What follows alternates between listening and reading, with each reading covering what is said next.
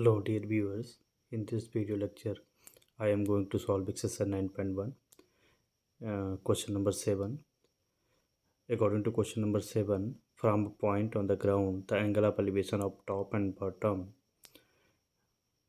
elevation of the top and the bottom and the top of a transmission tower fixed at the top of 20-meter high building are 45 degree and 60 degree respectively. Find the height of the tower.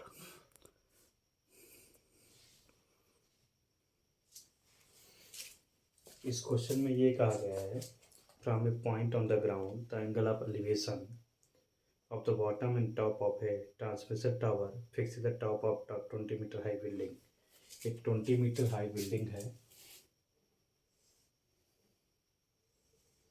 इस तरीके से एक building, इसको name दे देते हैं A B. इसकी height 20 metre है। तो बोला गया है from a point on the ground, ground पे पॉइंट है, मान लेते हैं ये पॉइंट टी है।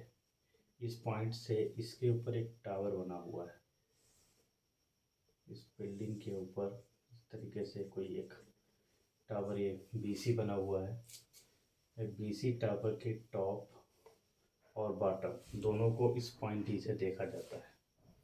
इतना टावर है। From a point on the ground, the angle of elevation of the bottom and top of a transmission tower fixed at the top of 20-meter high building are 45 degree and 60 degree। तो bottom का angle of elevation 45 degree है और top का angle of elevation 60 degree है। Top का कितना है? 60 degree. Bottom को 45 है, टॉप का 60 डिग्री है। Find the height of the tower. तो इस टावर की हाइट कितनी होगी, बीसी हमें इस क्वेश्चन में पार्टिकुलर फाइंड आउट करनी है। जबकि टावर जिस बिल्डिंग पे लगा हुआ है, इस बिल्डिंग की हाइट 20 मीटर है। इस डिस्टेंस को स्मॉल एक्स मीटर कंसीडर कर ले रहे हैं।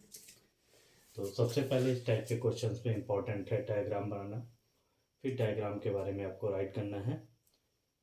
इन the given figure A B is the building of height 20 metre and B C is the tower fixed on this building, a point D on ground, such that from this point D, angle of elevation of bottom of tower BDA is 45 degree and angle of elevation top of tower CDA is 60 degree.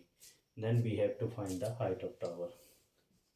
इतना जितना मैंने बोला है ये language में आपको लिखना है। तो लेट कर लेते हैं। इसके बाद BC equal to H metre और AD equal to small x metre. Now in triangle BDA, इस ट्रायंगल के अंदर tan 45 degree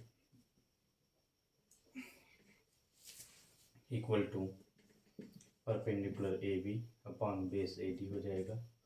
value of tan 45 degree is 1, this is 20 upon x equal to हो जाएगा 20। फिर इन ट्रायंगल CDA, इस complete triangle में देखेंगे तो यहाँ पर tan 60 degree equal to perpendicular AC upon base AD होगा। tan 60 डिग्री का वैल्यू √3 है। ये AC हो जाएगा H प्लस 20, AD हो जाएगा X। √3 into X equal to H plus 20 हो जाएगा। यहाँ पर वैल्यू ऑफ x कितना है? 20। यहाँ से रख दीजिए। Square root 3 into 20 equal to 20 plus h। Target h निकालना है। 20 √3 हो जाएगा, 20 का डिफरेंस में आ जाएगा इक्वल टू h। 20 कॉमन ले लेंगे, √3 माइनस 1 इक्वल टू h। ये वैल्यू आ जाएगी height of transmission tower 20 into √3 minus 1। यहाँ पर भी आंसर छोड़ सकते हैं। अगर डेसिमल में निकालना चाहें तो √3 का वैल्यू रख देंगे, कैलकुलेट कर देंगे। आई होप ये सॉल्यूशन आपको क्लियर हुआ होगा। अब हम नेक्स्ट क्वेश्चन नंबर सॉल्व करेंगे, क्वेश्चन नंबर 8।